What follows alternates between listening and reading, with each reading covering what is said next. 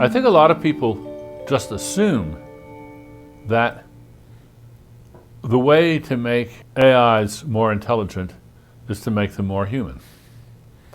But I think that's a very dubious assumption. I think we're much better off with tools than with colleagues.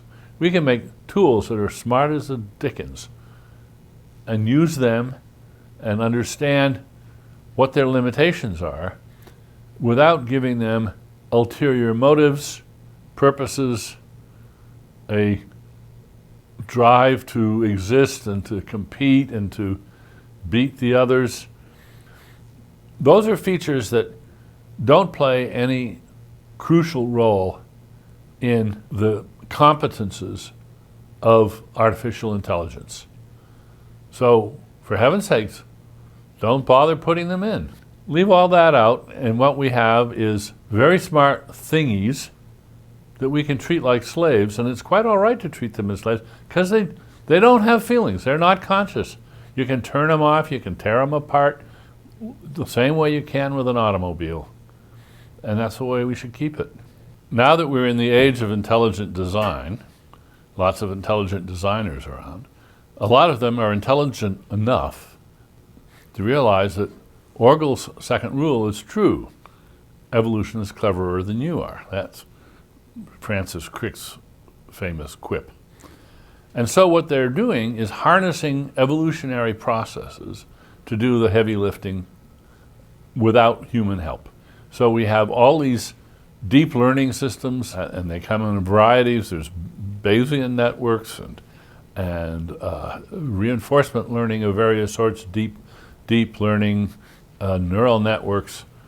And what these computer systems have in common is that they are competent without comprehension. Google Translate doesn't know what it's talking about when it translates a bit of Turkish into a bit of English. Doesn't have to.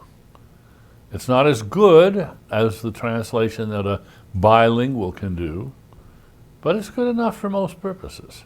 And what's happening in many fields in this new wave of AI is the creation of systems, black boxes, where you know that the probability of getting the right answer is very high. They are extremely good. They're better than human beings at churning through the data and coming up with the right answer.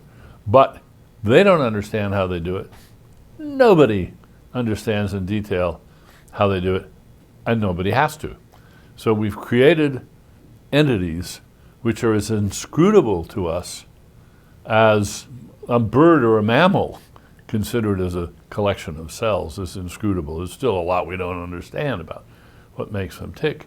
And we can use these products, these intellectual products, without knowing quite how they're generated, but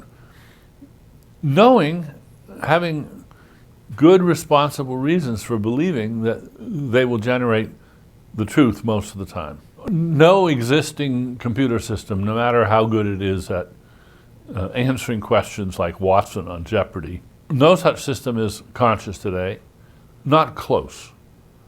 And although I think it's possible, in principle, to make a conscious android, a conscious robot, I don't think it's desirable.